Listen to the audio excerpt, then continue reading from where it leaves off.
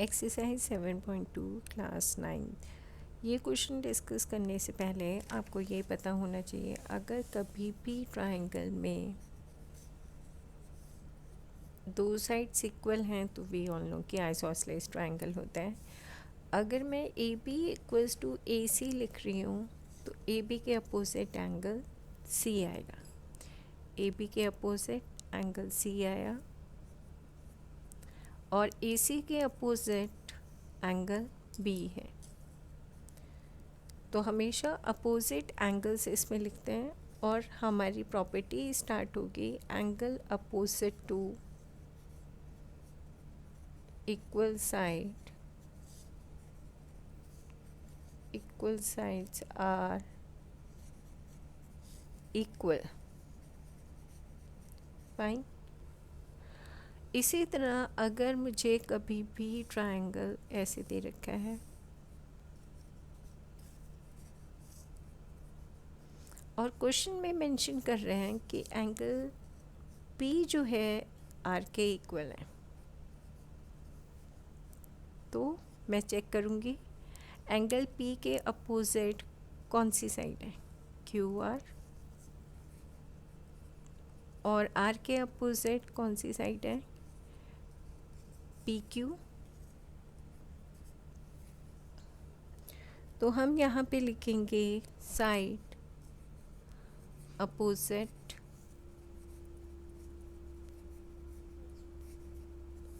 To equal angles are equal.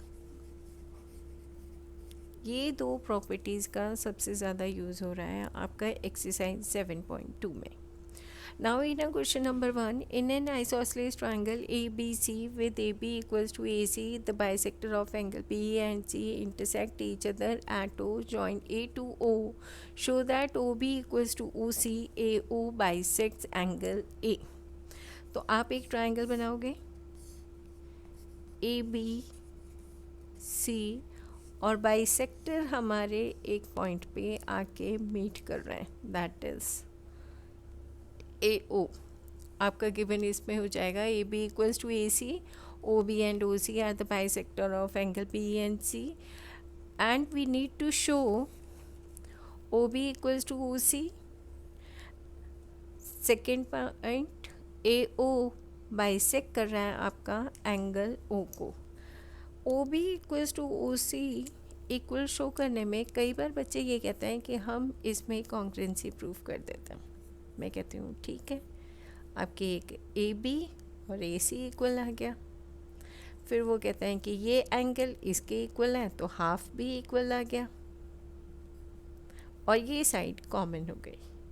तो अब देखिए, अगर ये कॉन्ग्रुएंट होते हैं तो क्राइटेरिया क्या हुआ ये साइड कॉमन आने का, तो साइड एंगल साइड तो दूसरी जगह आ गया तो हम ले ही नहीं सकते। अगर इस इक्वल साइड की जगह ये आ जाता तो हम कॉन्ग्रुएंसी प्रूव कर सकते थे, अदरवाइज़ हम इसमें कॉन्ग्रुएंसी प्रूव नहीं कर पाएंगे क्योंकि कोई क्राइटेरिया सेटिस्फाई नहीं होता। इसलिए बिगनिंग में write down AB equals to AC। तो AB के अपोजिट कौन सा एंगल है आपका, C। AC के अपोजिट कौन सा एंगल है, B। वही रीज़न लिखेंगे, angle opposite to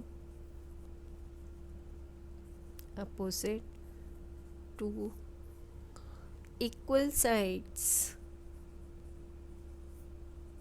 are equal.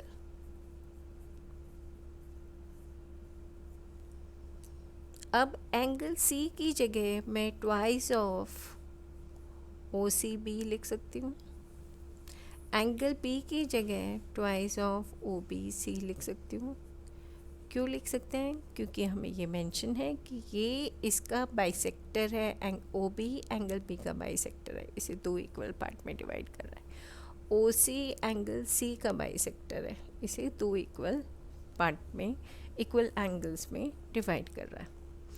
तो आप यहाँ लिख दो OB and OC are the bisectors,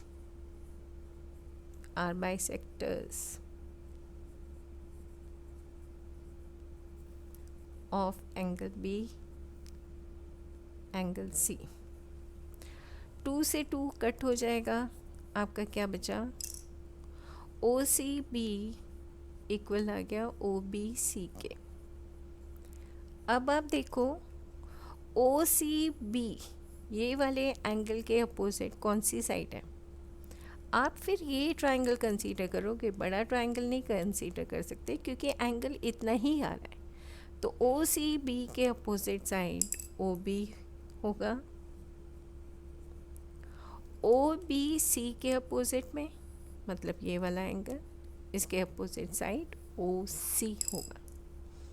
reason वही लिखेंगे, क्योंकि ये साइड पे एंड हो रहा है तो मैं साइड से ही स्टार्ट करूँगी। Side opposite to equal angles are equal. ये प्रूफ हो गया हमारा first part. Now come to the second part.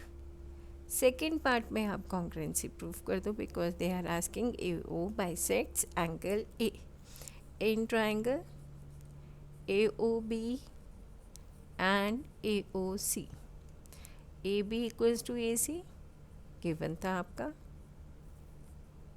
Fine. और A O equals to A O common, हमेशा कॉमन साइड हमें खुद से ढूंढनी होती है, कभी भी क्वेश्चन में मेंशन नहीं होगा। फिर उसके बाद मैं लिख सकती हूँ O B equals to O C by first part, हम तो पहले ही प्रूफ कर चुके हैं ये। Now I can write down triangle A O B congruent to triangle AOC by all sides are coming equal, then I will write down by SSS और फिर लिख सकते हैं AO bisects angle A by CPCD। एक बार congruent proof हो जाए तो उसके सारी साइड सारे एंगल्स इक्वल हो जाते हैं।